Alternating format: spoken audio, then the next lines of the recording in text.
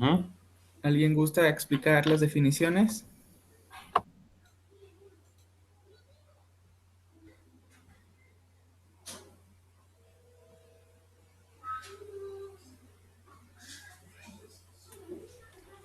Pues bueno, como ya les contaba, el sustrato.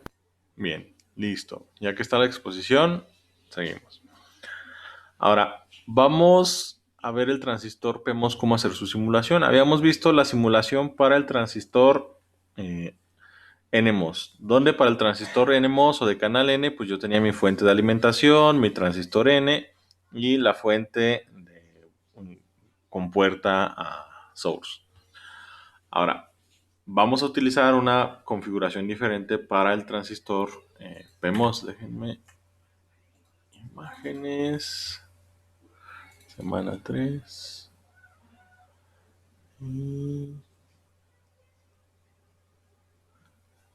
¿Dónde estás?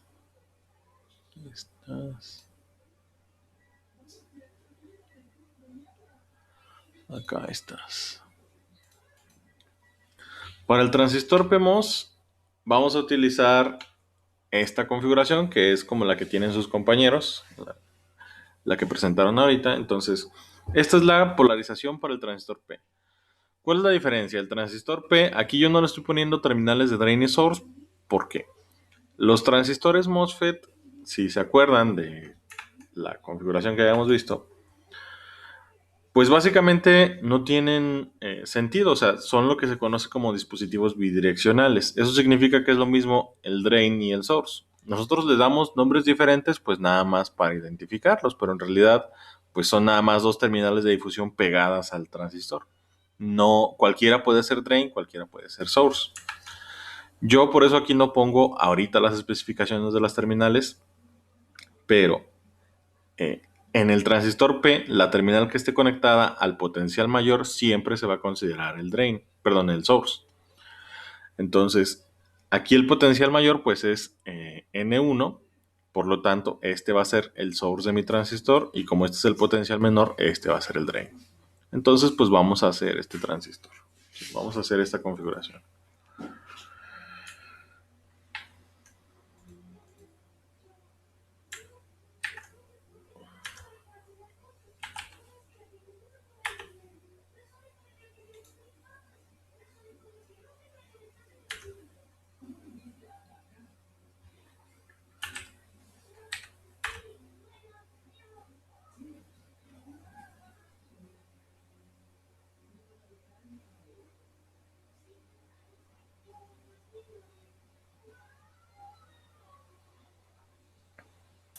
Profe, ¿por qué utiliza esa versión de Windows? Windows XP porque es el Windows más ligero que puedo correr en la computadora que puede correr el software. Qué retro. Pues sí, lo que pasa es que si uso 8, bueno, 7, 8 o 10, se me acaba la RAM porque consumen mucha RAM. La ventaja con Windows XP es que necesita poca RAM para funcionar. Puedo darle 1 o 2 gigas de RAM y funciona. Pero si intento hacer eso con XP o con 8, pues no se mueven. Y si les doy más RAM, pues se comen la RAM de mi computadora porque nada más tengo 12 disponibles. Bien. Entonces, pues vamos a hacer las simulaciones. ¿Sí? Vamos para acá. Y vamos a hacer el barrido. ¿Sí? Teníamos la actividad 0, que era el barrido que hicimos. Entonces lo que voy a hacer es copio la carpeta. Ahora lo voy a nombrar actividad. La voy a renombrar ya como barrido P. Porque aquí voy a hacer el barrido del transistor P. Y tengo aquí mi barrido del transistor N. Entonces lo vamos a cambiar a barrido 1. Lo voy a cambiar a barrido P. Listo. Y pues vamos a abrirlo. ¿Sí? Abro el archivo. Se me va a abrir el TSpice. Y listo, aquí está. Ok. Ahora habíamos dicho que íbamos a hacer este circuito de acá.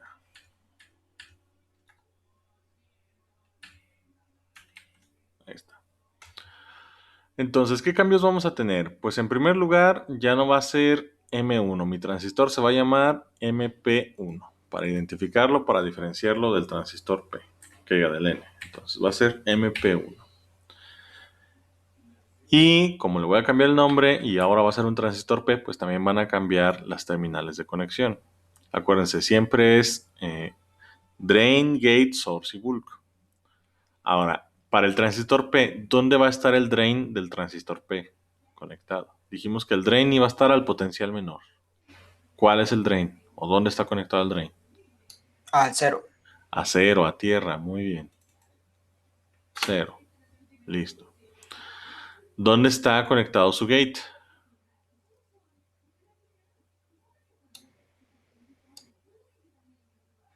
A N2. A N2, ese no va a cambiar. ¿A dónde está conectado el source del transistor P? N1. A N1. Y el bulk de todos los transistores P siempre va a ir conectado al potencial mayor, o en este caso, pues alimentación. ¿Dónde es la alimentación? N1. A N1. Entonces van a estar conectados acá a N1. Listo. Ya está mi transistor, le vamos a dejar las mismas dimensiones, ¿sí? De tarea yo les había pedido a ustedes que vieran cómo se modificaban las características de corriente del transistor modificando las dimensiones. Entonces vamos a partir de las últimas dimensiones que hicimos de ejemplo para el transistor N y las voy a dejar igual. Voltaje de compuerta. Profe, ¿no va a cambiar el tipo de transistor? Ah, sí. Gracias, Brian. El tipo de transistor pues lo tengo que cambiar. Ahora va a ser CMOS P. Listo. Bien, Brian. ¿Apellidos, Brian? Santa Cruz Andrade. Santa Cruz. Bien, Brian. Gracias. Punto extra.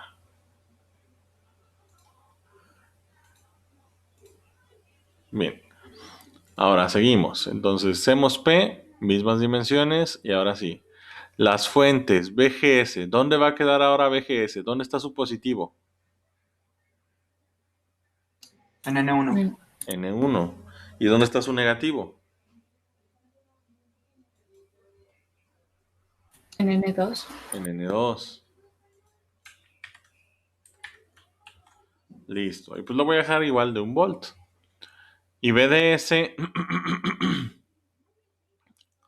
pues no va a tener cambios de conexión. El positivo está en N1 y el negativo está en tierra. BDS se queda igual. Entonces vamos a hacer la simulación. Voy a hacer primero el análisis de punto de operación. O bueno, de hecho, voy a desmarcarlo nada más. ¿Sí?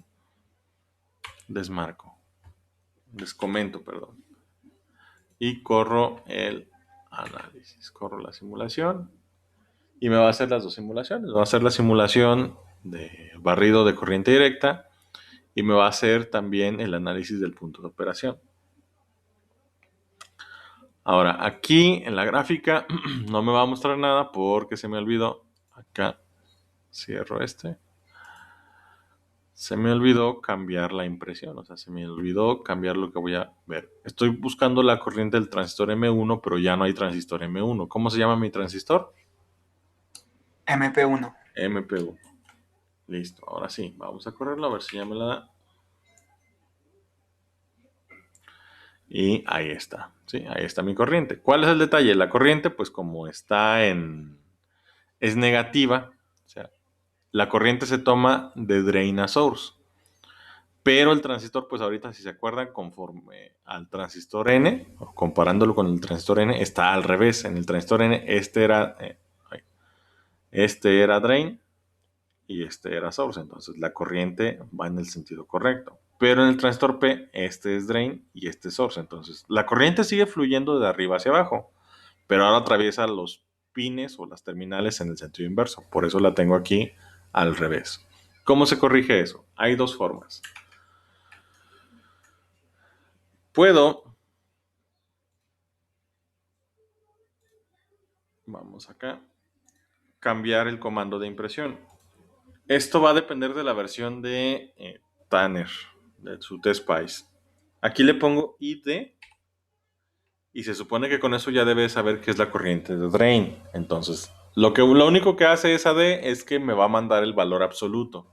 O sea, dice, ok, estás analizando un transistor y quieres la corriente de drain bien. Entonces, si es positiva, te la mando normal. Si es negativa, te la saco absoluto. Vamos a ver si es cierto.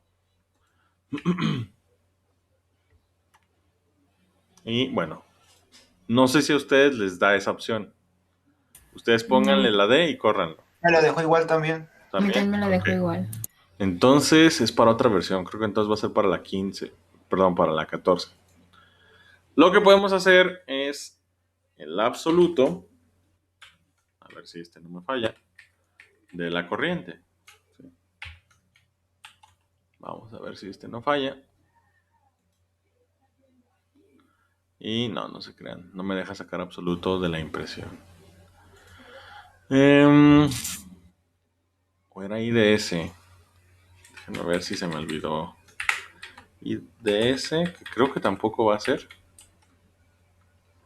Corremos la simulación. Sí la soporta, pero no me la grafica. Sí la soporta, pero no la grafica. Si no, pues la dejamos así por el momento. Ustedes pónganle IDS y si no se las da, no pasa nada. De todos modos, nada más está al revés.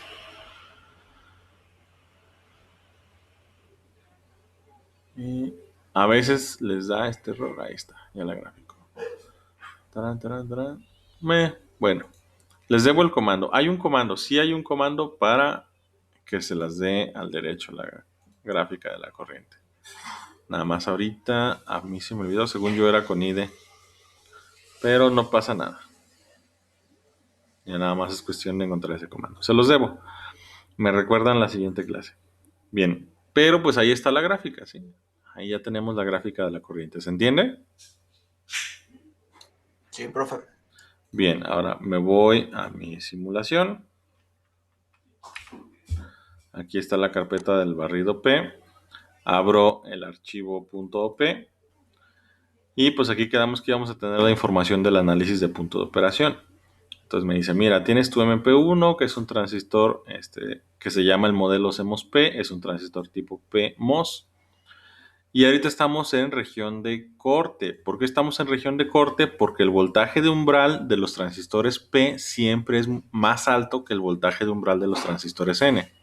¿Cuánto dijimos que era más o menos el voltaje de umbral del transistor N? De punto 6 a punto 7. Entre punto .6 y punto .7. El voltaje de umbral de mi transistor P va a estar entre punto .9, bueno, entre punto .85 y 1.1 volts. ¿Sí? Entonces, ¿cuál es mi voltaje de umbral ahorita? ¿Qué me está diciendo este análisis? ¿Cuánto es? Menos 1.053. Vamos a ignorar los signos porque ya configuramos las fuentes para precisamente poder ignorar los signos. Entonces, nada más lo vamos a tomar como absoluto. Es 1.05. Entonces, ¿cuánto es el voltaje de compuerta que yo estoy alimentando ahorita? 1. 1. Entonces, ¿va a estar en cuál región otra vez? Corte. En corte, que es lo que me está reportando ahorita el análisis de punto de operación. Entonces, si quiero que esté en saturación, necesito, bueno, en corte, perdón, en región lineal o en saturación, necesito subir el voltaje de la compuerta. Lo voy a subir a 2 volts. Vamos a ver si ya está ahora en región lineal o de saturación. Corro la simulación. Ahí está, mi grafiquita. Sí. Y do not save. Maestro, igual creo que si pone IS sí lo grafica como usted quería, ¿eh? A ver, IS. IS, guardo, corro la simulación. Solo que me haya confundido yo y en lugar, sí. Grábase. Muchas gracias. ¿Apellidos? ¿Qué pro? Soy Córdoba Lozano. Bien. Ay. Tarán, tarán, tarán. ¿Otra vez apellidos? Ya se me olvidaron. Soy Córdoba Lozano. Córdoba. Es que es la primera vez que participo, pues. Bien, gracias, Córdoba. Sí, yo me confundí. Pensé que era ID, o no me acordaba si era IDS, pero es IS. Sí, el comando es IS. Y es lo mismo, es lo que les mencionaba ahorita. Si le ponemos IS, va a decir, ok, quieres la corriente en el source. Bien, te voy a sacar el valor absoluto y te la voy a graficar. Independientemente de si es positiva o negativa, te la voy a graficar. Y el problema es que soporta las tres. Soporta que yo le ponga ID, IDS e IS. Sí, son técnicamente lo mismo, pero el IS es el que me da el absoluto. Ya me había confundido. Entonces le vamos a dejar IS. Y vamos a ver en qué región está ahora. Abro otra vez mi punto de operación. Y ahora me dice que está en cuál región. ¿En cuál región está? Saturación. En saturación. ¿Por qué está en saturación? Si el voltaje de umbral eran 1.05 volts y le estoy poniendo en la compuerta 2 volts, ¿cuánto es el voltaje de overdrive? 0.9. 0.95. Entonces, si el voltaje de overdrive es 0.95, ¿cuál es el voltaje de saturación? 0.95. 0.95. ¿Y cuál es el voltaje que estoy poniendo para el análisis de punto de operación? ¿Cuál es el voltaje de drain a source? 3.3 volts. 3.3. Entonces pregunta, si el voltaje de saturación son 3.3 y yo estoy metiendo un voltaje de drain a source, si el voltaje de saturación son 0.95 y yo estoy alimentando con 3.3, ¿está en saturación o está en lineal? Saturación. Saturación, y lo confirma el análisis de punto de operación. Sí. Ahora sí, nos vamos aquí al voltaje de umbral. Van a ver que más o menos se conserva igual, pero el voltaje de saturación se va a mover. No son los 0.95 volts que habíamos dicho. Esto es porque en realidad el voltaje de saturación depende de muchas otras variables. Por ejemplo, de la temperatura, factores de contaminación en la oblea de silicio que está simulando el transistor, un montón de otras cosas. Entonces, mi voltaje de saturación real pues son 0.61 volts. Pero para los análisis iniciales, nosotros vamos a seguir utilizando nada más el voltaje de compuerta menos voltaje de umbral. Ese va a ser nuestro voltaje de saturación para nosotros. ¿Va? Sí, profe. Disculpe, profe. Uh-huh. Usted había dicho que cuando le metían mucho voltaje y ya estaba en saturación y le seguíamos metiendo, Uh-huh. que se empezaba a deshacer el canal. Uh-huh. Ahí como en 3.3 todavía no pasa nada o todavía puede mucho. ¿Cómo hasta cuánto se podría? Ahí ya depende del material. La facilidad o no para arrancarle electrones al canal depende de la movilidad de los electrones precisamente en el material. La movilidad de los electrones me la da el fabricante, pero hay un límite, ¿sí? Va a haber un límite para lo que yo puedo. Ese fenómeno habíamos dicho que se conoce como estrangulamiento, porque literalmente le arranco electrones al canal y si se acuerdan se va haciendo más angosto de un lado. Entonces es como si el voltaje de drain a source estuviera apretando el canal. Hay un límite para ese fenómeno.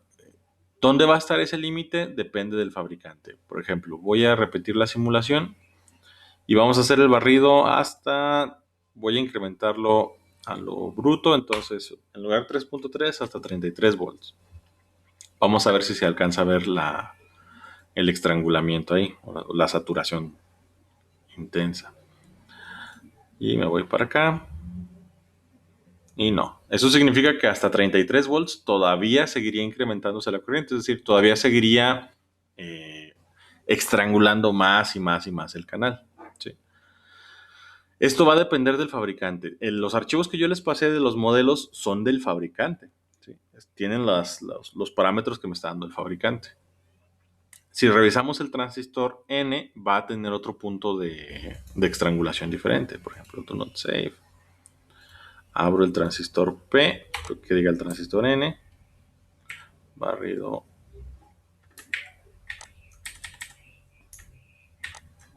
1, abro este que es el transistor N y vamos a hacer igual caray, no tengo aquí, Ah, qué raro. Bueno, nada más voy a añadirlo. Me faltan los comandos, entonces, según yo sí lo tenía, punto DC, vamos a barrer BDS de 0, vamos a mandarlo a 33 volts también, en pasos de 10 milivolts. Y guardamos. Qué raro. Pues sí, quiero reemplazarlo, sí. Ah, voy a tener un error con los archivos. Bueno, si ustedes repiten esto, es el problema de utilizar Windows XP. Si ustedes repiten este proceso con el circuito de la clase anterior, el que barrimos, el NMOS, y cambian el barrido de 3.3 a 33 volts, pues van a ver también, ya dependiendo del tipo de transistor, dónde se termina la estrangulación. Ahora, obviamente los modelos que estamos utilizando son aproximaciones al modelo real, y lo que pasaría es que si de verdad intentáramos meterle 33 o 55 o 100 volts al transistor, en algún punto lo vamos a quemar. ¿Sí? En algún punto lo vamos a quemar. Tiene una resistencia dada el transistor, pero pues seguimos los parámetros que nos da el modelo. Entonces, no sé si respondo su pregunta, Ludwig. ¿Sí era Ludwig el que me hizo la pregunta? Sí, profe, sí. Nomás, sí, está bien. Ok. Entonces, ¿qué pasa? Pues sigo estrangulando el canal. ¿Hasta dónde? Hay un punto donde ya se deja de estrangular el canal. ¿Sí? Bien, continuamos. Y ahora, acuérdense que ese estrangulamiento, o sea, esa pendiente que vemos en la gráfica, pues en realidad es un incremento mínimo de corriente. ¿Sí? Esa es un incremento mínimo de corriente. Barrido P. Aquí está. Barrido P. Otra vez lo abro. Y vuelvo a correr la simulación.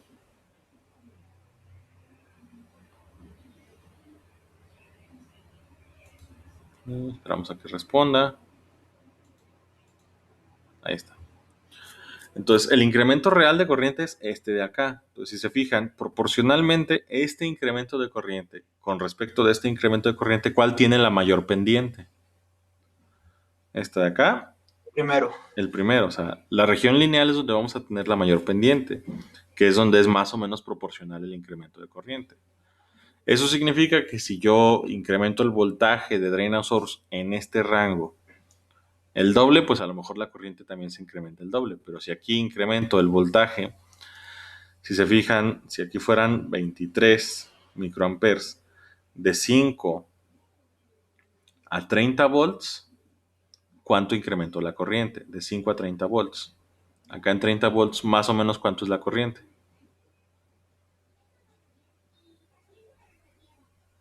55 micros.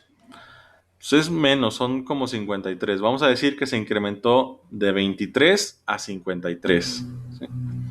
De 23 a 53. Dividan 53 entre 23. ¿Cuánto les da?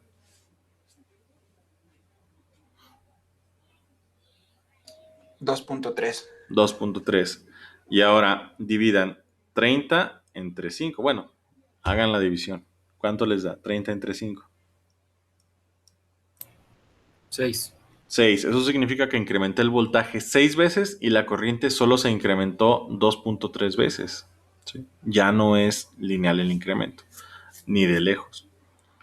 Entonces sí vamos a seguir teniendo incremento de corriente, pero es para los fines prácticos de nosotros que queremos ver esto como sistemas digitales, lo vamos a ignorar, ¿sí? Porque es un incremento muy pequeño. ¿Se entiende? Sí, profe. Bien. Listo, entonces, pues cerramos esta. Vamos a guardar. Y cerramos esta. Listo. Y pues voy a cerrar todo. Voy por acá. Actividad 0. Y voy a regresar al transistor.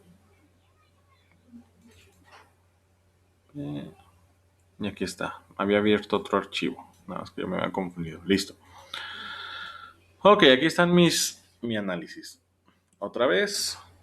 Vamos a ver si IS. A ver si era cierto. Ahí. Esto no. Y vamos a hacer el análisis. Ajá. Sí, IS es para los P's.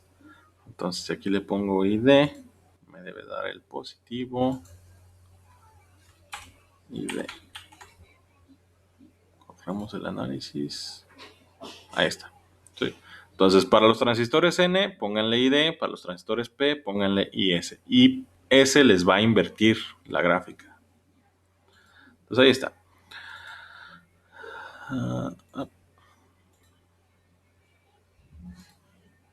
Bien. Vamos a barrerlo hasta 33. Bueno, va a dar la misma gráfica, la misma pendiente. Se va a tardar un rato.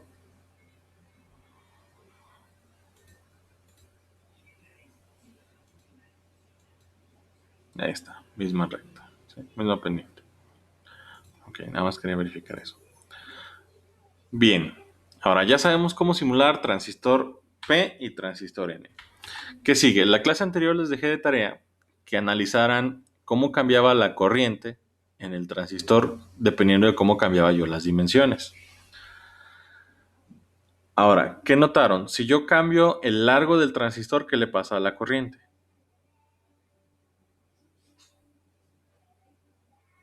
Aumenta el voltaje de umbral. Disminuye la corriente. Sí, Disminuye la corriente. Y si yo incremento el ancho del transistor, nada más, aumenta. aumenta la corriente, ¿sí? Es lo mismo que habíamos visto cuando hicimos el repaso de semiconductores. Si a un semiconductor yo le incremento el ancho, es como si tuviera resistencias en paralelo, entonces se incrementa la corriente. Si le incremento su longitud, es como si tuviera resistencia en serie, entonces se reduce la corriente. Ahora, como mi transistor tiene un voltaje y una corriente asociados en el canal, vamos a decir que tiene resistencia de canal. Es decir, mi transistor tiene una resistencia asociada. ¿Cuál es esa resistencia asociada? Déjenme cerrar este y déjenme ver si tenía presentaciones. Oiga, profe, una duda. ¿Qué pasó? Yo tuve un poco de problemas con el internet y no me pude conectar hasta más tarde. Quería saber si la clase esta no la grabó aparte o algo para checarla ya después. ¿Esta? Ajá. Sí, se está grabando. Ah, ok. ¿Mm? Es que como no me parece, por eso Lo que pasa es que yo no fui el primero en entrar, entonces yo no tengo acceso al control de grabado. Pero yo grabo las clases aparte con Kazam, o sea, las grabo directo desde la computadora. Ok, ¿Sí? gracias. De todos modos, avísenme si ven que no grabo la clase. Ok, entonces vamos a tratar de encontrar la resistencia. Quiero encontrar la resistencia del transistor en diferentes puntos. ¿Sí? Para hacer eso vamos a utilizar un comando nuevo. Entonces, abran todas sus simulaciones. ¿Sí? Abran todas sus simulaciones. Y déjenme revisar si esto sí viene en las guías de las actividades que les había facilitado. Atril.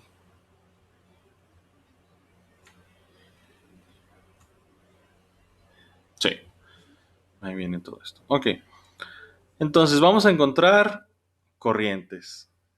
Quiero encontrar la corriente de mi transistor. Vuelvo a correr la simulación. Y quiero encontrar la corriente en diferentes puntos. Por ejemplo, quiero encontrar cuál es la corriente exacta aquí en 0.5 volts, en 1 volt y en 2 volts. ¿Sí? Quiero encontrar la corriente en esos puntos. Entonces, vamos a hacer esto. Para encontrar la corriente usando el simulador, sin tener que usar las herramientas gráficas, pues vamos a usar el comando measure. ¿Sí? .measure. Y el comando measure, esta es la sintaxis. Es el comando measure, el tipo de análisis donde voy a hacer el análisis o la medición, ¿sí? La variable en la que voy a guardar el resultado del análisis y el comando que yo voy a utilizar y los parámetros de ese comando. Bien, entonces, .measure. Vamos a hacer el análisis y ahorita yo tengo pues nada más una simulación que es la de DC, pero le voy a especificar. Hazme el análisis o la medida, tómala en la simulación de DC. Vamos a ponerle a esta pues, si le pongo I1 se van a confundir con las otras IS que están ahí, entonces le voy a poner corriente 1. Y bueno, la voy a dejar como cor 1. Listo. ¿Y qué es lo que quiero encontrar? Quiero encontrar la corriente, entonces le voy a decir literalmente find, o sea, encuentra. Y el parámetro, pues es lo que quiero encontrar, que es la corriente en el transistor, aquí el transistor es M1, la corriente en el transistor M1, at, o sea, ¿en qué punto? En 0.5, ¿sí?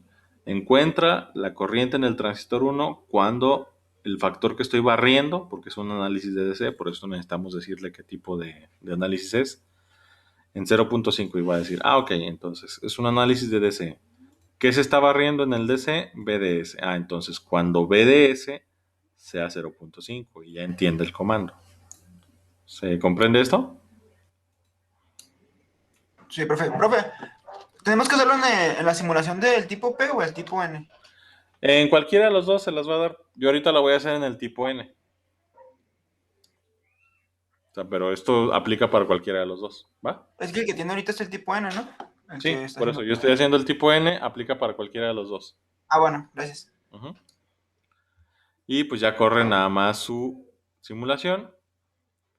Y ahorita la gráfica ya no me interesa. El resultado de esos comandos lo van a encontrar aquí, ¿sí? Y me dice que no lo encontró. Me dice que no encuentra la corriente. Not found. Not found. ¿En qué me equivoqué? DC, corriente 1, find, corriente en el M1 en 0.5. Sí, está bien. ¿En qué me equivoqué? ¿En qué me equivoqué? Bueno, y D.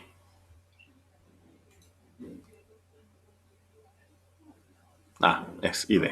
Se me olvidaba que es el transistor N. Listo. Ahí está. Entonces, para transistor N y D. Para transistor P y S. Entonces, como es el transistor N y D. Ahora, ustedes pruébenlo nada más con I. ¿Sí? Córranlo nada más con I. ¿Con I se los da? Sí, a mí sí me lo dio. Ok, sí, es cosa de la versión. Yo estoy usando la versión 15, ustedes tienen la versión 16. Entonces, en la versión 15 necesito decirle que es un transistor N, entonces ID, corremos la simulación y me va a dar el valor de la corriente aquí en la simulación. Me va a decir, ok, el valor de la corriente que tú llamaste Core 1 son 3.41 microamperes. Y listo. Con eso, pues ya sé cuánto vale este es el gráfico. Nada más lo vuelvo a correr.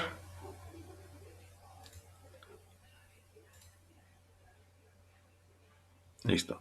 Con eso ya sé cuánto vale la corriente aquí. Es decir, aquí ya sé que vale 3.41 microamperes. Entonces ya encontramos la corriente aquí. Listo. ¿Dónde más dije que iba a encontrar la corriente?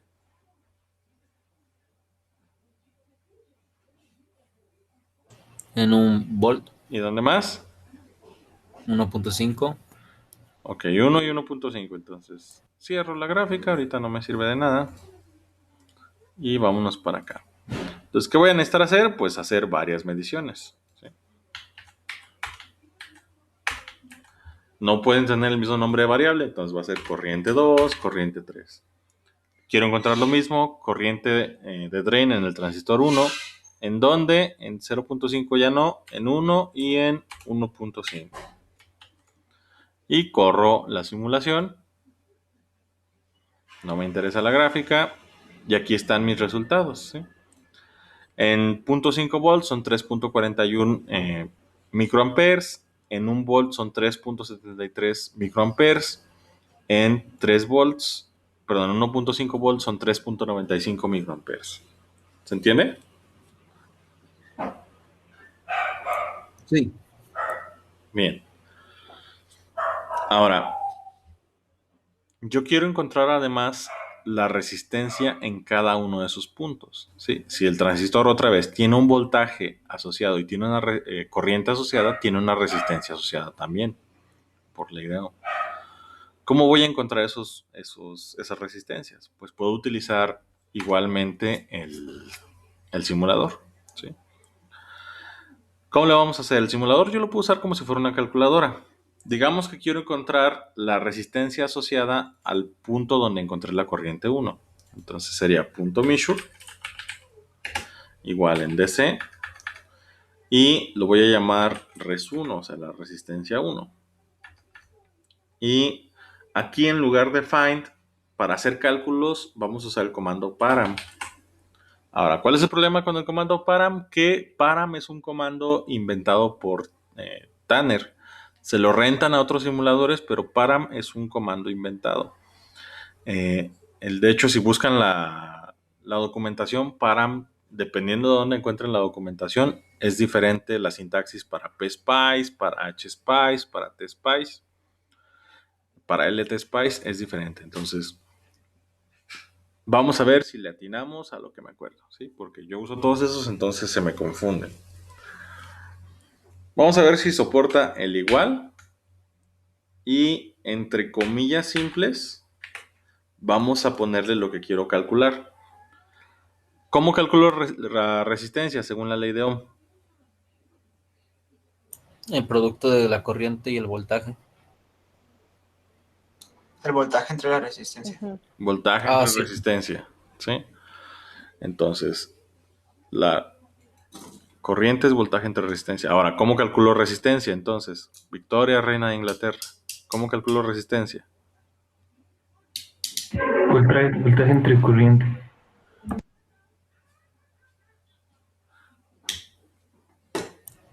Voltaje por corriente. Uh-huh.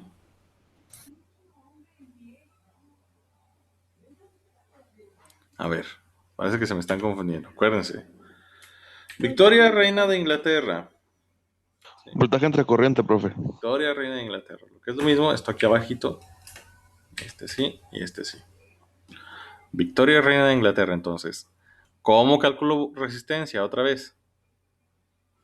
Voltaje entre corriente. Voltaje entre corriente, ¿sí? Ahí está. Entonces, si quiero encontrar la resistencia asociada a esta corriente, ¿qué voy a dividir otra vez? Voltaje entre corriente. ¿Cuál es el voltaje donde estoy encontrando la corriente? 0.5. 0.5. Entre, ¿cuál es la corriente que estoy encontrando? ¿Dónde la guardo? Core 1. Core 1. Listo. Y voy a usar esta A más este. Vamos a ver si no explota. Lo corro. Y ahí está. Sí, esa es la sintaxis correcta. Ahora, problema. La sintaxis cambia de versión a versión. Díganme ustedes si les soporta esa sintaxis. Corran el comando y vean si les da el valor adecuado. Sí. Sí, sí le da. Bien, excelente. Entonces, ahí está. ¿Por qué? Porque, otra vez, la sintaxis varía. Y, por ejemplo, en algunas versiones no necesita el igual. Vamos a ver si sin el igual. Quiten el igual y córranlo. A mí sin el igual me sigue dando el mismo resultado. ¿Ustedes pueden sin el igual?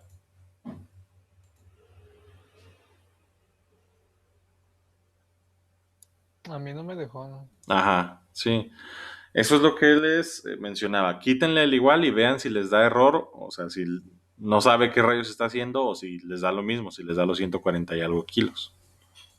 ¿Pudieron o no? Error. Ajá, sin el igual les da error entonces. Sí. Bien. Entonces, yo voy a utilizar el igual, yo no lo necesito, pero para que sea la misma sintaxis con ustedes. Ahí está. ¿Qué me faltaría ahora?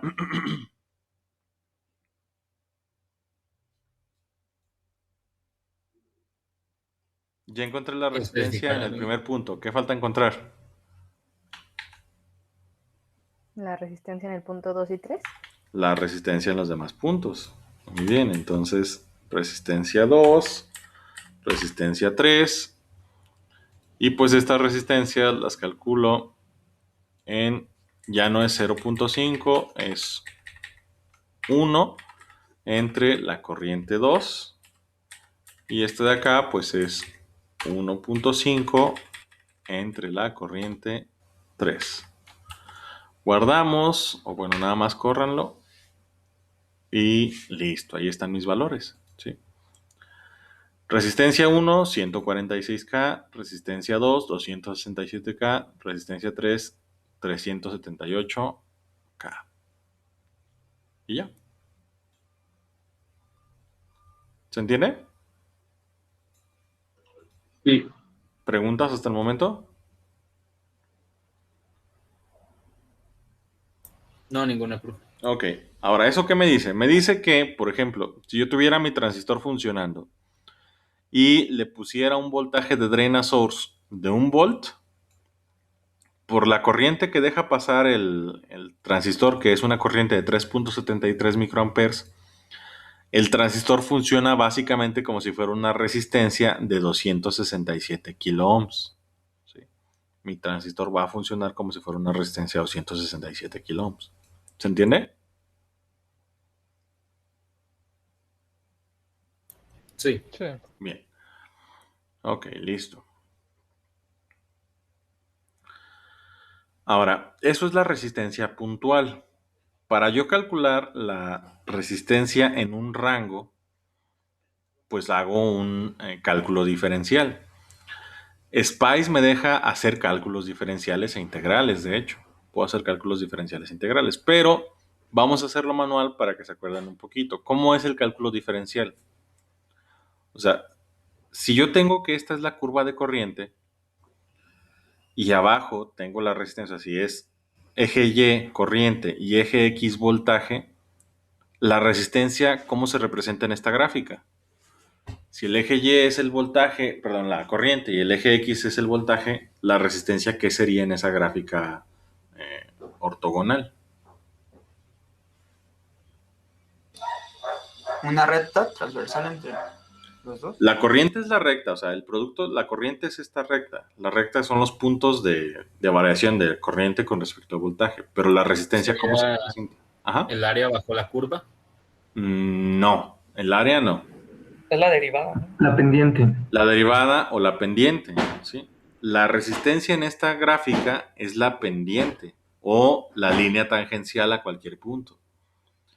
Entonces, si yo quiero encontrar la resistencia en un rango, pues encuentro la pendiente en un rango. Y de sus clases de métodos matemáticos, en una recta dada, ¿cómo encuentro la pendiente de esa recta?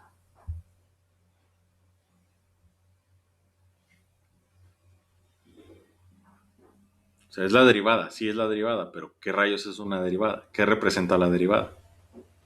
Una razón de cambio, un límite.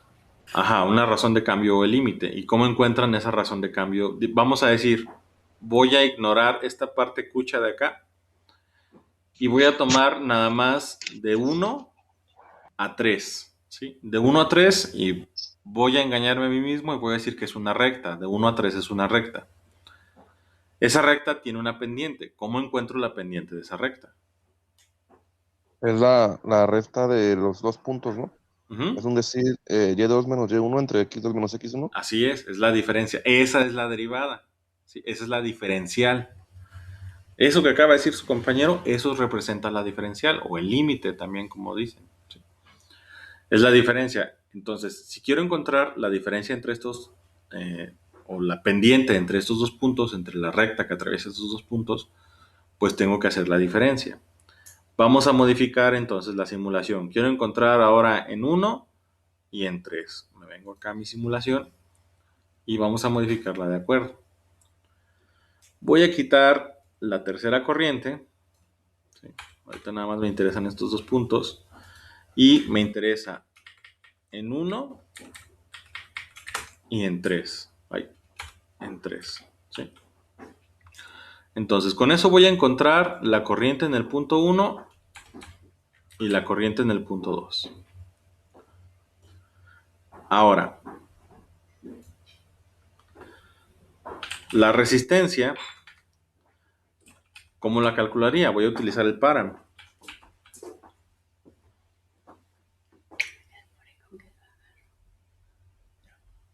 Permítame tantito.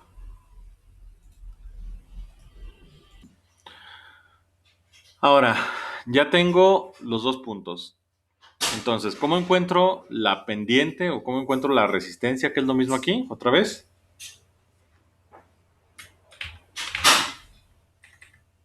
Tenemos que tomar 2 puntos y restarlos en la gráfica para encontrar Entonces, un tramo. muy bien, es Y2 menos Y1 sobre X2 menos X1. Y2, ¿cuánto es?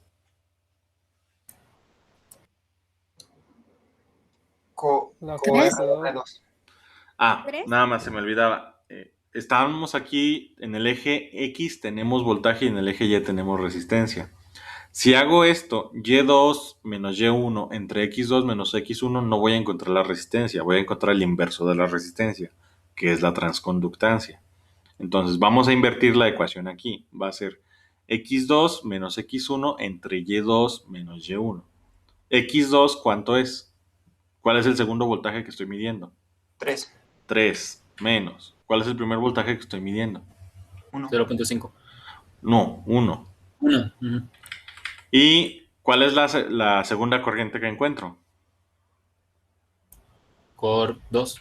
Core 2 menos. ¿Cuál es la primera corriente que encuentro? Core 1. Y vamos a ver si no explota. Corremos la simulación.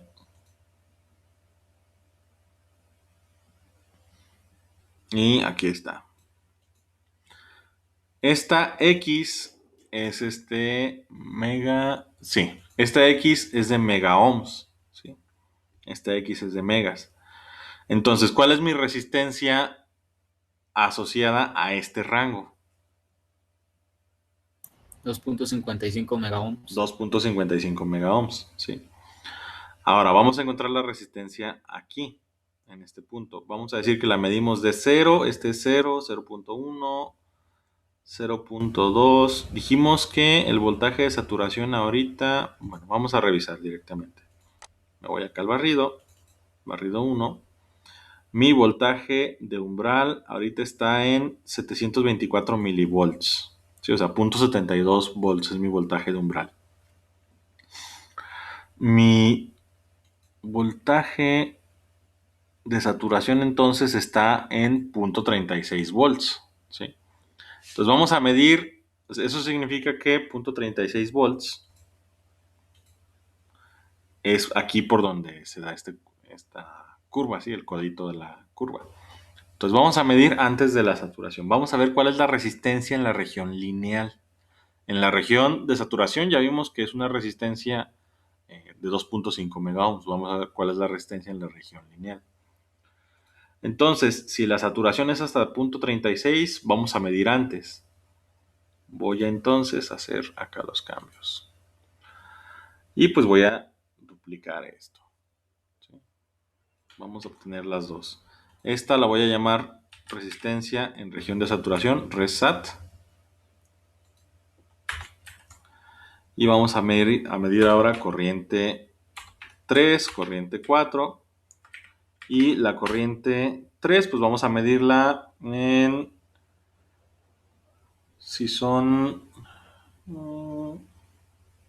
Vamos a medirla si es... Vamos a dejar de medir en 0.3. Entonces empiezo a medir en 0.01. ¿Sí? Y ahí está. Entonces va a ser 0.3 menos 0.01 entre corriente 4 menos corriente 3. Y eso me va a dar la resistencia lineal. Vamos a ver si no me equivoqué en algo. Corremos el análisis. Y no, ahí está. ¿Sí? Entonces, ¿cuánto es mi resistencia en la región lineal? 101.16 kilo ohms. 101.16 kilo ohms. Esto es lo normal. Lo normal es que la resistencia aquí sea muy baja comparativamente con la resistencia acá. ¿Por qué? Porque en este punto, en el punto de saturación, si yo incremento el voltaje, la corriente casi no se incrementa. Entonces, si fuera una resistencia, tendría que ser una resistencia muy grande para que los cambios de voltaje no generen grandes cambios de corriente. Y acá tiene que ser una resistencia baja para que pequeños cambios de voltaje generen grandes cambios de corriente. Entonces, nada más para que se acuerden. Resistencia en región de saturación, alta. Resistencia en región lineal, baja. ¿Se entiende? Sí. Sí, Bien. Sí, profe, ¿Qué ¿puedo pasó? ver pues el archivo de la simulación? Es que me dio otro valor, a lo mejor me equivoqué en algo. No. Bueno, ¿qué valor le dio Erendira? 194.9 kiloohms. Sí, ahí ya va a depender, bueno, revise que tenga las dimensiones igual, ¿sí? Las dimensiones que tenemos ahorita para el transistor son 0.6 micros de largo y 1.2 micros de ancho. ¿Sí tienen las mismas dimensiones? Sí, Voltaje de compuerta de 1 volt, ¿es el mismo? sí. Bien. ¿Alguien más le da un valor diferente? O sea, que no les esté dando, déjenme correrlo otra vez. Pues a mí me da diferente, pero yo estoy haciéndolo en el P. Ujú. Sí, en el P, pues obviamente les va a dar diferente, pero ¿alguien lo está haciendo en el N que les dé valores diferentes de la resistencia?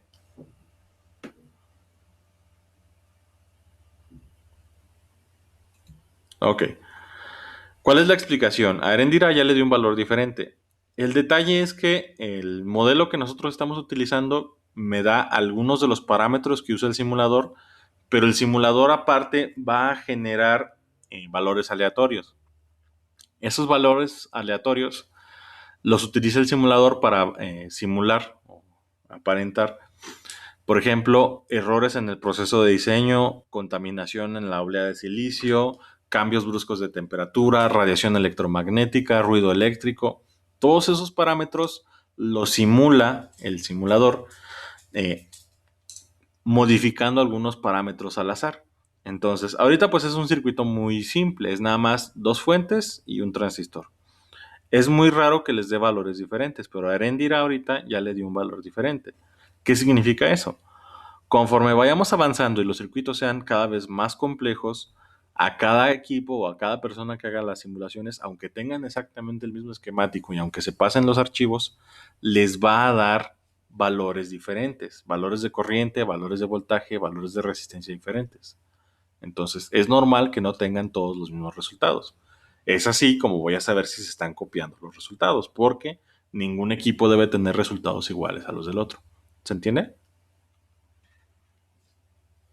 Sí, Ok. profe. Bien. Entonces, ahorita es raro que les dé variaciones aquí en un circuito tan simple, pero se puede dar. Ahora, hay que revisar si Erendira no está usando el transistor P en lugar del N, porque yo estoy usando el N. Sí, estoy usando el N. Ok, entonces es por eso, ¿sí? Las variaciones no deben ser muy grandes, pero bueno, ya más adelante les voy a decir en el rango de que están. Pregunta, ¿hay alguna pregunta hasta aquí? ¿Alguna duda, algún comentario? No, todo claro, profe. Bien, entonces, ¿Podría mostrar la última parte del código, por favor? sí. Es que no alcancé el último comando.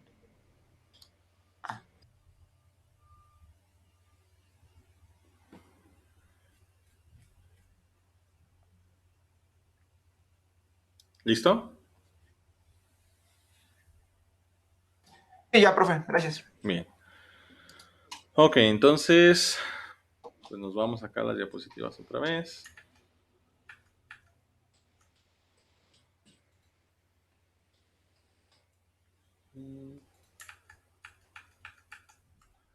Ok.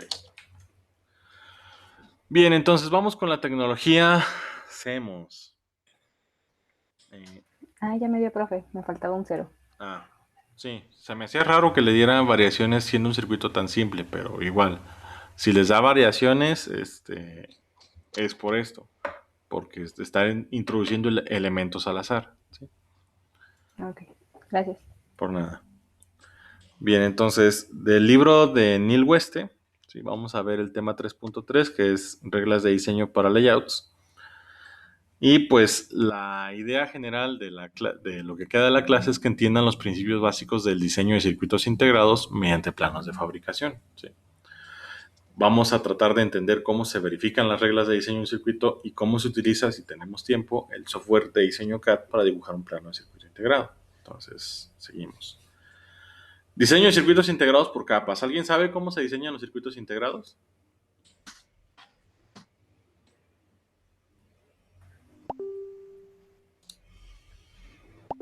¿Cómo se hacen los No circuitos sé, integrados? hacían como varias capas y después se ponían unas sobre otras, como que me acuerdo de algo así.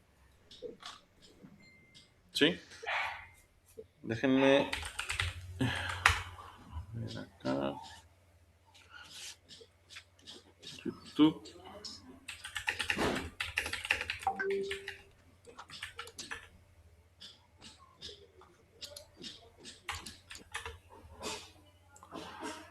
Aquí está. Bien. Sí. From sand to silicon.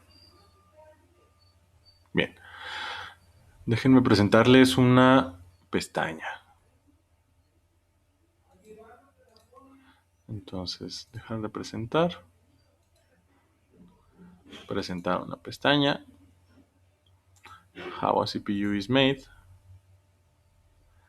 Y vamos a ver.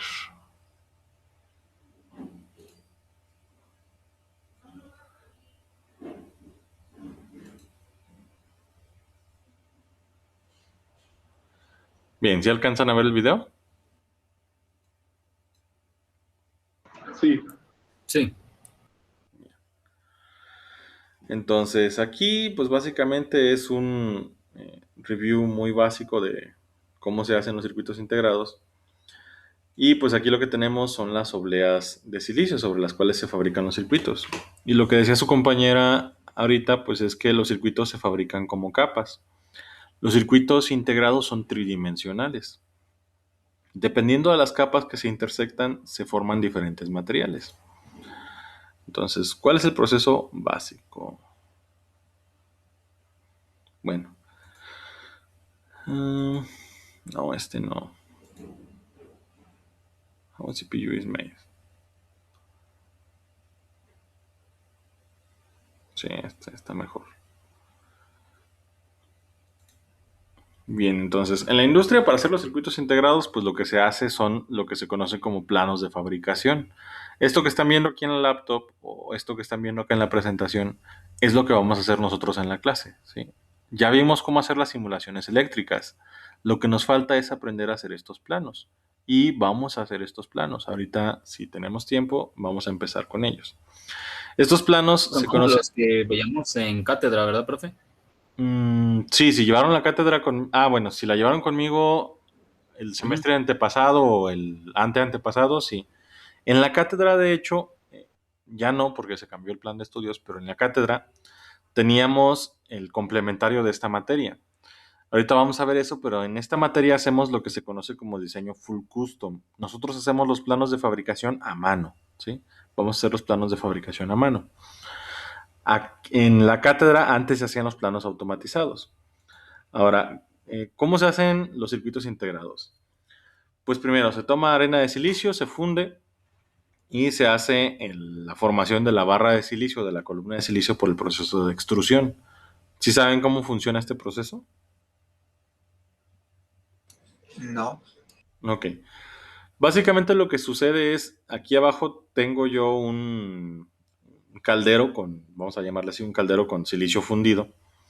Y lo que se hace es que se baja una varilla y esa varilla tiene en la punta lo que se conoce como una semilla de silicio. La semilla de silicio es un cristal artificial de silicio que tiene una estructura monocristalina, es decir, artificialmente se estructura un cristal de silicio para que tenga la estructura de un diamante, ¿sí? Que es una estructura perfectamente ordenada. Es lo que veíamos en la segunda clase, donde todos los átomos de silicio están formando enlaces covalentes. Esa estructura no existe en la naturaleza. Entonces, se introduce la semilla de silicio al silicio fundido y el silicio tiene una propiedad que es que si yo introduzco la semilla al silicio fundido, el silicio que se empieza a pegar alrededor de la semilla replica la estructura de la semilla. Entonces, se llama semilla porque básicamente meto el cristalito al silicio fundido y todo el silicio que está a su alrededor hace que crezca esa semilla, entre comillas, y se va extrayendo la semilla, se jala de aquí arriba, aquí está la semilla en esta punta, Y lo que va pasando es que se va enfriando el silicio conforme voy jalando la semilla y se va formando esta columna de silicio. ¿Sí? Y esta es una columna de silicio monocristalino perfecto. Esta columna de silicio pues ya después se corta, ¿sí? Se obtienen las obleas. Las obleas pues literalmente salen de aquí y se forman los circuitos integrados. Ahora déjenme ver dónde está. Luz. Aquí. El proceso con el que se forman los circuitos integrados es, se tiene una oblea de silicio virgen, o sea, sin ningún material encima, es puro silicio puro. Y pues la oblea se va a someter a diferentes procesos de dopado, de implantación iónica, de depósito. Y pues básicamente lo que se hace es, se deposita un material sobre la oblea de silicio, se gira la oblea, el material se esparce y se ponen unas de estas que se llaman capas fotolitográficas. Las capas fotolitográficas son los layouts, lo que vamos a diseñar nosotros. Se hace pasar radiación, no necesariamente luz, pero radiación a través de esas capas y se genera un negativo de esa capa sobre el material que se depositó en la oblea. Este proceso pues, se repite la cantidad de veces que sea necesario sobre la oblea y lo que va a pasar es que el material que es expuesto a la luz se cocina o se endurece y se lava la oblea de silicio. Entonces, el material que no se endureció se va con un lavado de ácido y solo queda sobre la oblea el material que se endureció. Se hace otro proceso de preparación, ya sea que se añada un aislante al material o se deposita otra capa de material diferente sobre ese mismo material y se repite el proceso. Entonces, voy construyendo mi circuito integrado por capas, que es lo que mencionaba su compañera. Al final del proceso, pues lo que voy a tener son unos obleas como las que están viendo ahorita en la imagen, que tienen aquí cuadritos, que esos cuadritos pues son los circuitos integrados. ¿Sí?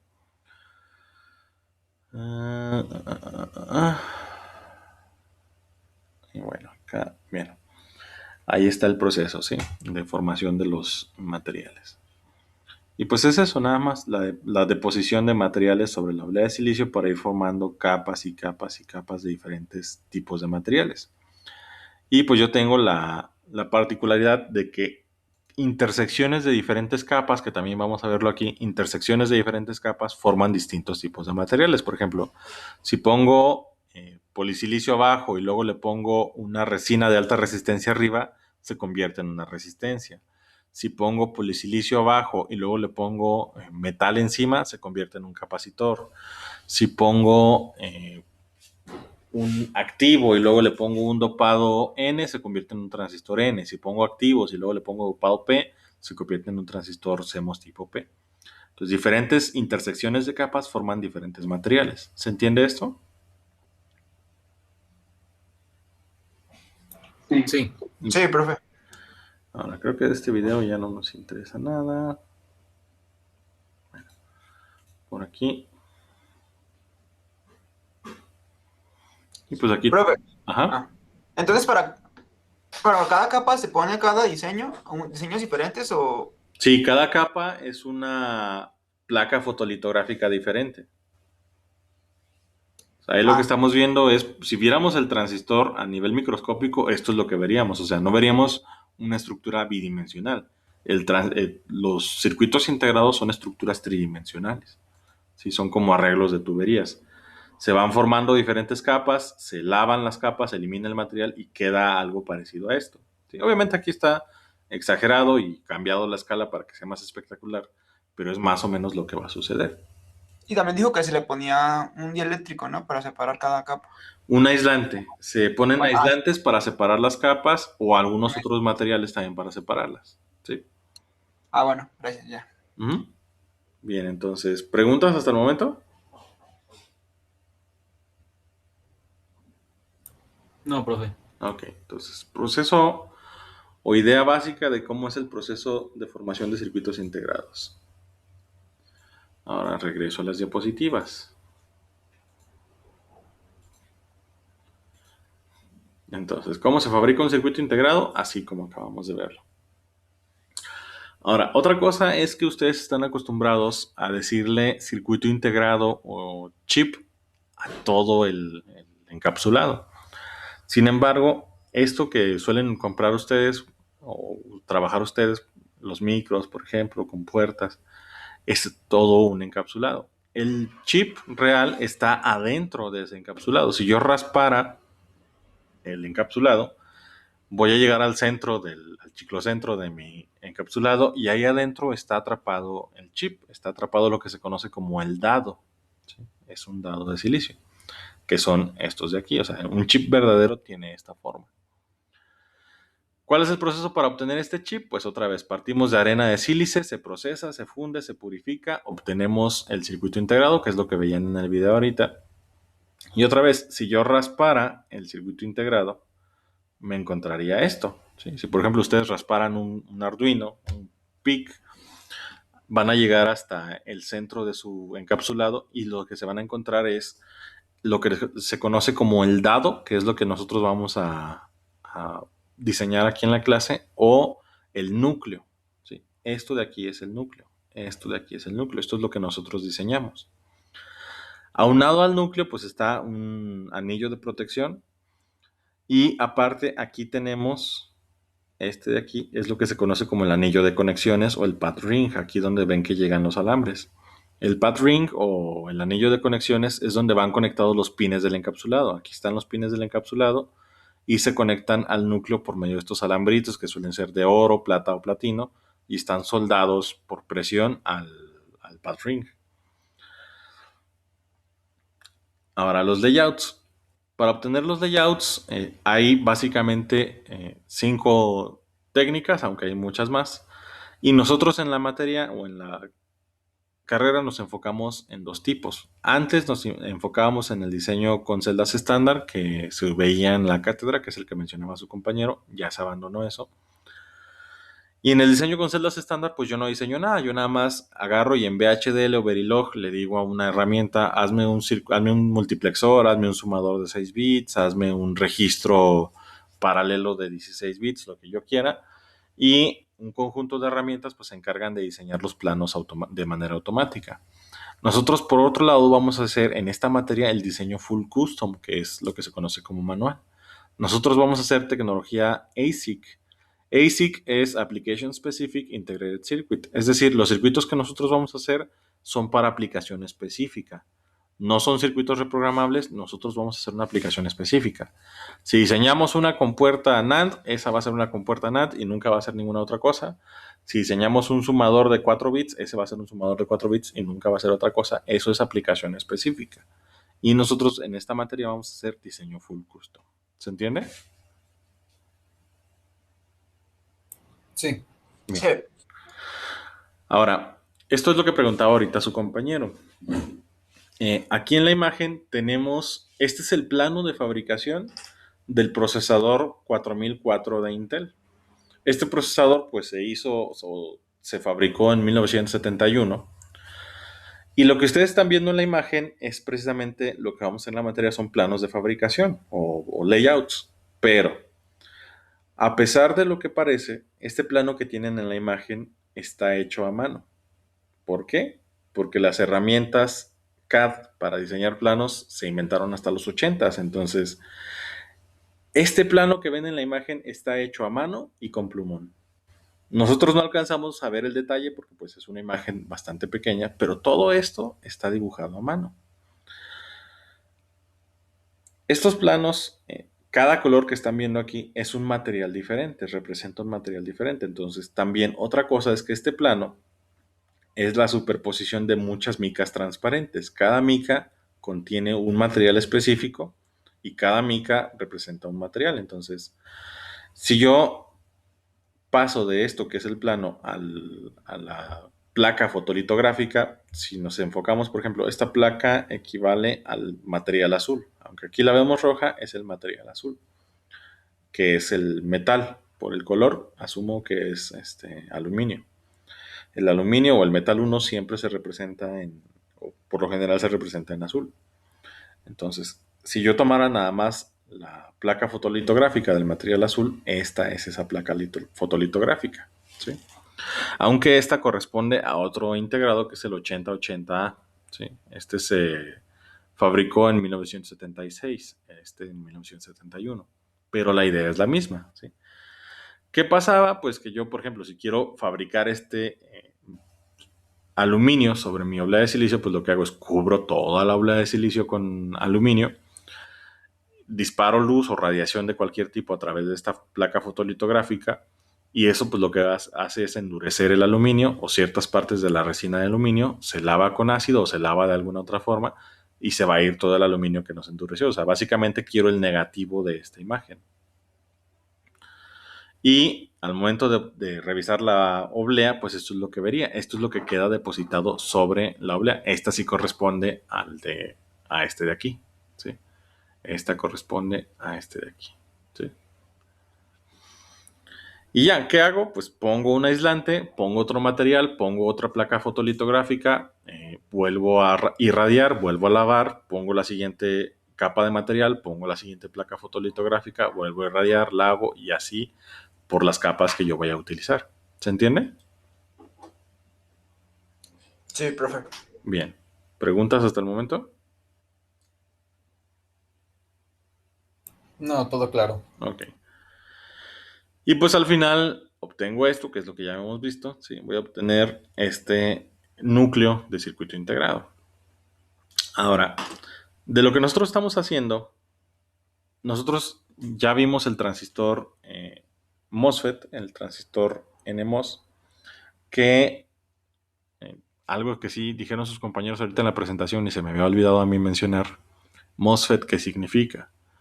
MOSFET viene de dos acrónimos, FET, que es Field Effect Transistor o transistor de efecto de campo. ¿Por qué es un transistor de efecto de campo? Porque ¿quién controla la formación del canal en el transistor?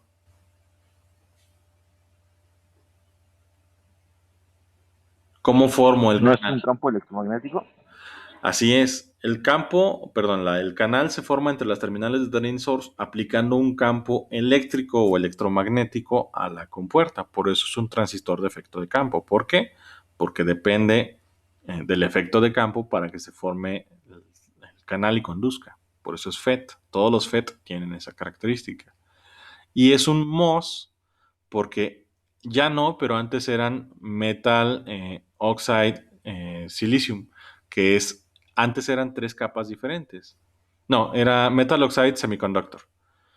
Era semiconductor de metal y óxido. ¿Por qué? Porque antes este material rojo que ven aquí en la compuerta era un metal. Ya con el tiempo se cambió a un semiconductor que es el polisilicio, pero antes era un metal. El nombre se dejó, pero ya no utilizan metal aquí, es un semiconductor. ¿Sí? Era metal, óxido y semiconductor. Metal, óxido y semiconductor. Por eso era MOS, Metal Oxide Semiconductor. ¿Se entiende lo del acrónimo? Sí. Sí.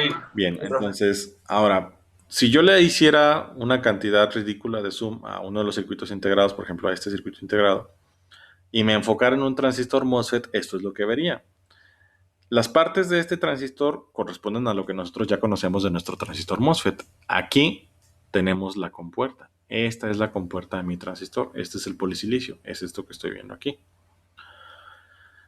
Además, pues voy a tener las terminales de difusión, que son estas de aquí verdes. ¿Sí? O sea, los colores no son al azar. Los colores se usan, los que estamos usando para representar las capas, porque así son los colores del circuito integrado.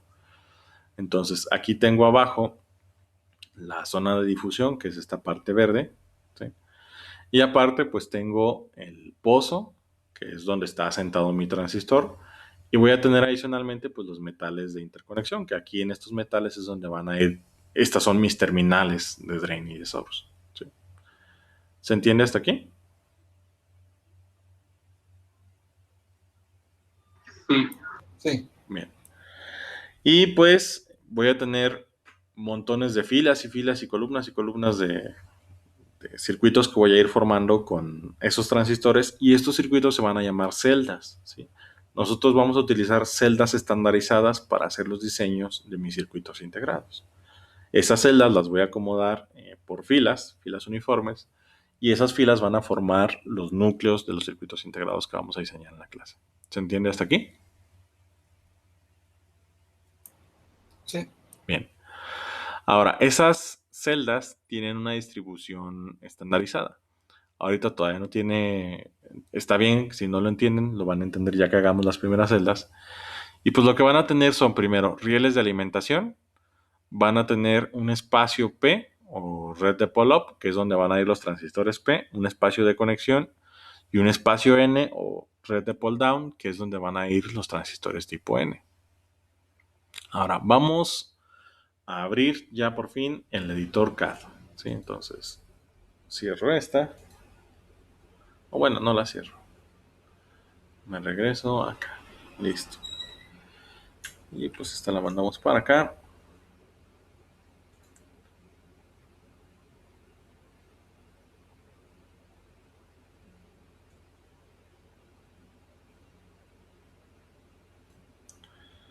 Y ahí está. Cerramos este, cerramos este, cerramos este. No, no lo guardes. Cerramos este. Y pues me voy a ir y voy a abrir ya por fin mi TDB. Abren su archivo de layouts. Bueno, a lo mejor les dice esto que no encuentra el lenguaje en español. ¿Por qué? Porque ustedes tienen su computadora en español y Tanner por defecto intenta configurar el software al idioma de la computadora. Entonces nada más les digo, oye, tu computadora está en español y no encontré la versión en español del software. No importa. Y listo, se les va a abrir esto, ¿sí? Que es el editor de layouts. Ahora, el editor de layouts es donde nosotros vamos a hacer los planos de fabricación. Y vamos a hacer ahorita un transistor. ¿Sí? De hecho, vamos a hacer el transistor que acabamos de simular. Voy a abrir otra vez mi SP. Y pues ahí está. Vamos a hacer ese transistor. ¿Qué capas voy a usar para hacer el transistor? ¿Cuál es la primera capa que estamos viendo aquí en la diapositiva?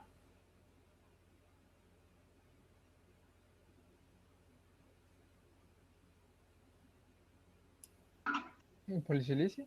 Polisilicio. Entonces, el polisilicio aquí en su paleta de materiales lo van a encontrar como poli. Entonces, seleccionan poli, seleccionan esta que es la herramienta de dibujado de cuadros o de cajas y pues dibujan un cuadro de poli. Listo. Ya hicieron su primer polisilicio. ¿Qué material sigue?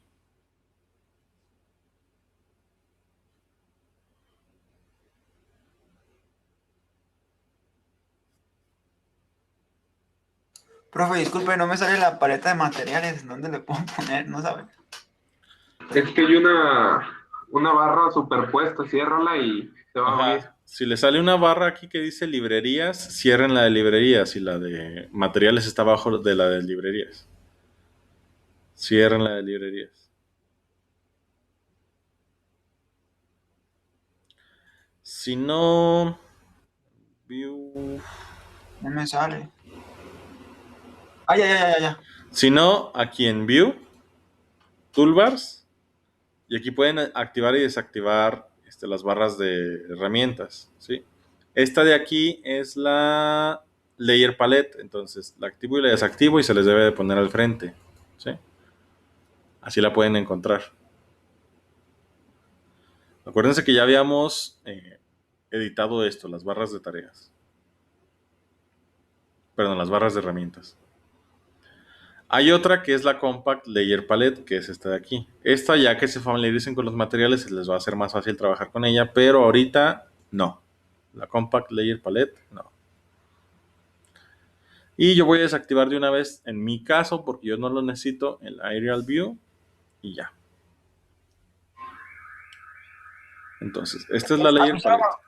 Es que a mí solo me aparece el Compact Layer Palette, no me aparece el Aquí Layer en Palette. Toolbars, ¿no tiene la Layer Palette? No. No me parece Compact Layer Palette. ¿Alguien más tiene ese problema?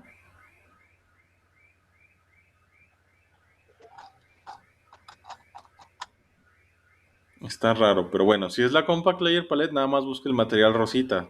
Vienen por colores. Sí, ya lo encontré, gracias. Ok. Luego, ¿cuál capa sigue?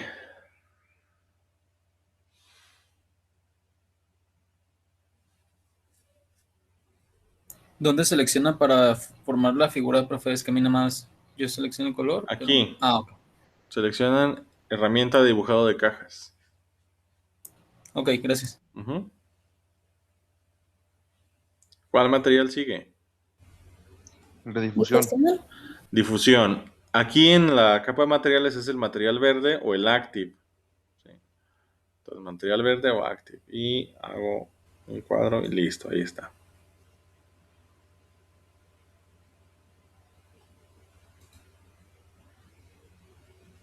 ¿Cuál material sigue?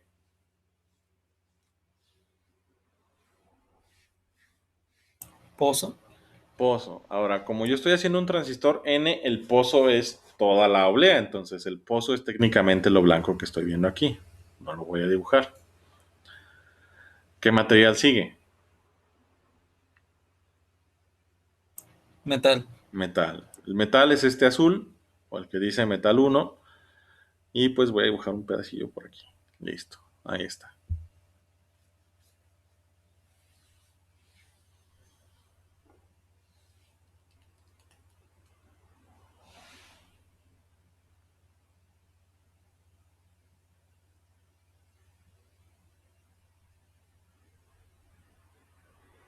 ¿Listo? Profe, ¿se puede recorrer los cuadros una vez ya dibujados? Ah, sí, ahorita vamos a ver eso. Ahorita nada más quiero que se familiaricen un poquito con la Layer Palette, ¿va? Ahorita vamos a ver Ok. la edición. ¿Listos ya todos? Sí. Bien. Ahora, lo que pregunta su compañero, ¿cómo vamos a editar? El cursor tiene 3 funciones. Si se fijan, tengo denle Escape. Ahorita está en la función de dibujar cajas. Cuando es dibujar cajas tiene esta cruceta. Escape. Y cuando le dan Escape se convierte en la herramienta de selección. ¿Sí? En la flechita. Todas las herramientas, sin importar cuál sea, tienen 3 funciones. Y esas 3 funciones se muestran abajo del cursor. Si se fijan ahorita la flechita abajo tiene cajita punteada, cruceta, cajita punteada. ¿Qué significa eso? Si tienen esta barra de herramientas, ¿sí? Esta es la View, Toolbars, Editing, no, Drawing, no, Standard, no, Alignment Toolbar. Ah.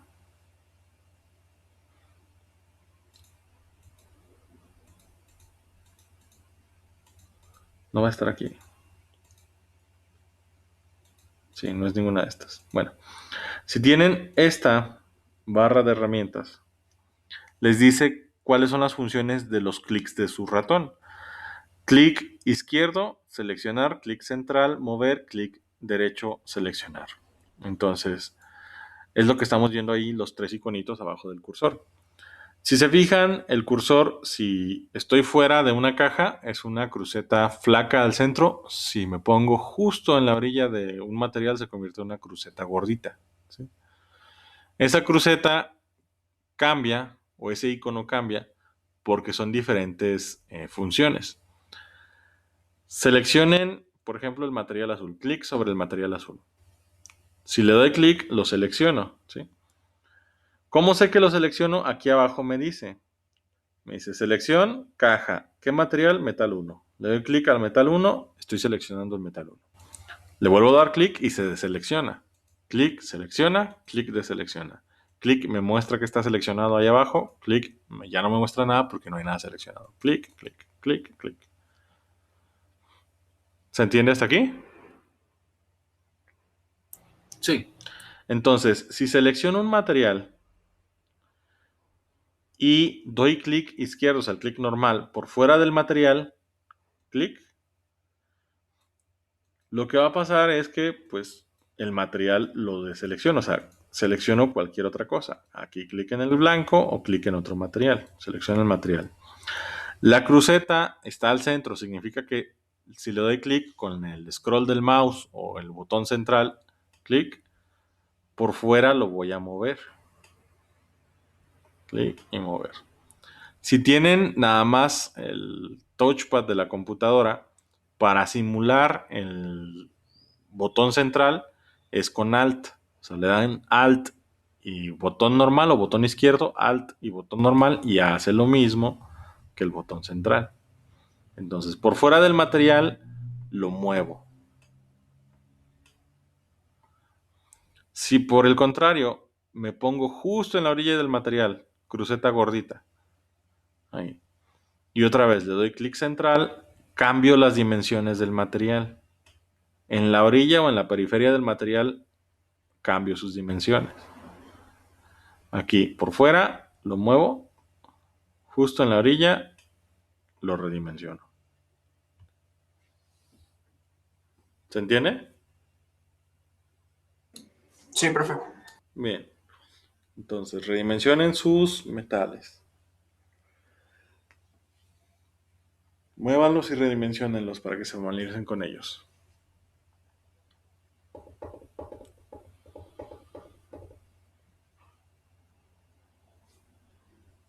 ¿Todos listos?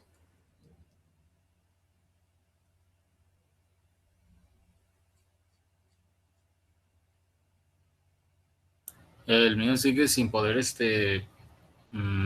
manipularse. No, sí, debe de poder manipularlo. Le presiono como me dijo, pero y eso que estoy usando mouse, no estoy usando el touchpad. A ver, Pero no. voy a dejar de presentar. Ujú. A mí sí me deja con el mouse. Sí, es que los debe dejar con el mouse y con el touchpad. Presente usted, Alan. Sí.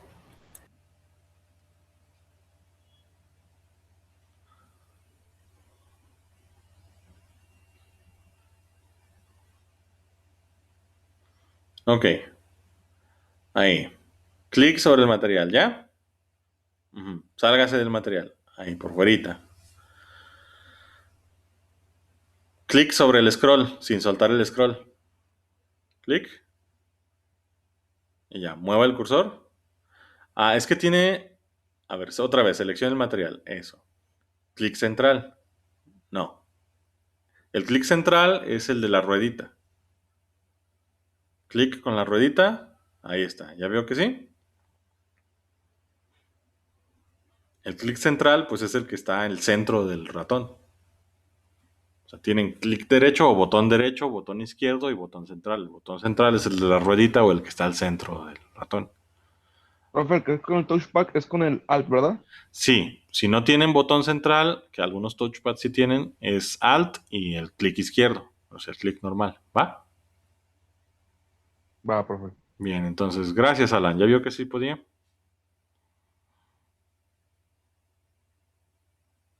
Bien, ¿alguien más tuvo problemas? Gracias, profe. Por nada.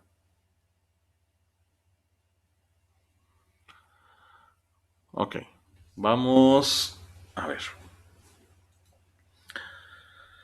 Bueno, lo vamos a dejar hasta aquí, ¿sí? Hagan todos sus 3 materiales, váyanse familiarizando con los clics, con los botones de sus ratones, porque lo vamos a necesitar un montón en la materia. ¿Preguntas, dudas o comentarios? Profe, ¿y qué dimensiones tienen Ah, no, eso nos vamos a tardar entonces hasta la siguiente clase. Ahorita nada más dibujamos a lo burro, ¿sí? ok, está bien. ¿Alguna otra pregunta?